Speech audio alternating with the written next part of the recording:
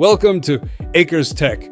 Today is a big day because Apple has officially announced the iPhone C4, also known as the iPhone 16e. This new model has been highly anticipated, and now that it's finally here, the big question is it worth buying?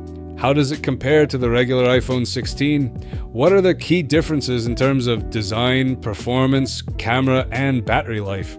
And most importantly, is this the budget-friendly iPhone everyone has been waiting for, or are there compromises you should be aware of? In this video, we'll break down everything you need to know.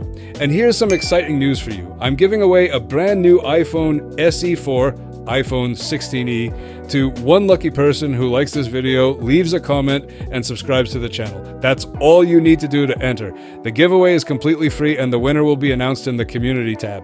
If you're considering getting a new iPhone, this is your chance to win one. Now, let's dive in and take a closer look at the iPhone 16e and see if it's truly the best budget iPhone yet.